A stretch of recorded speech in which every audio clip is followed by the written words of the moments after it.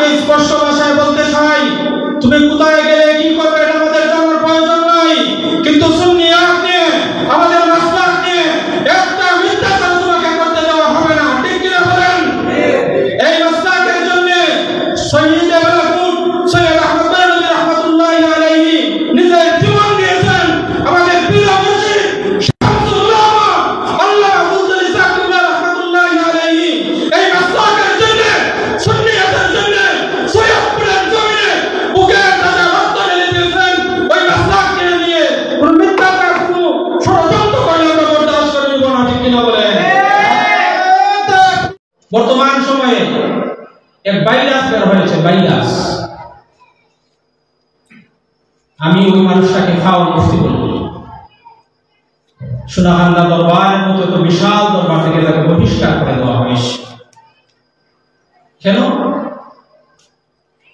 আমি খাওয়া মুফতি বলি? তার কারণ হলো আমরা ঈদে মিলাদুন নবী সাল্লাল্লাহু আলাইহি ওয়াসাল্লামকে সকলীদের সেরা ঈদ বলি। ঠিক কিনা বলেন? সকলীদের সেরা ঈদ।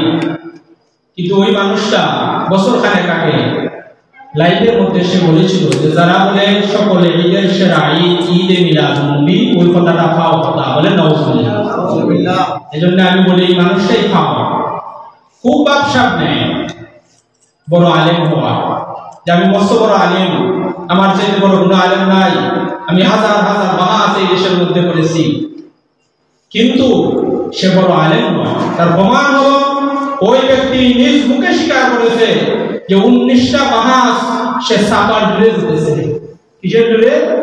সাপা সাপা। হাজরিনে কেরাম, এজন্য আমি বলি সাপার জুড়ে বাহাস জিতা যায় না। আর যদিও আপনি জিতে থাকেন তাহলে যাদের সাথে আপনি বাহাস করেছেন তারা আলেম ছিল না, কারণ আলেমের সামনে সাপার জুড়ে চলে না। ঠিক কিনা বলেন?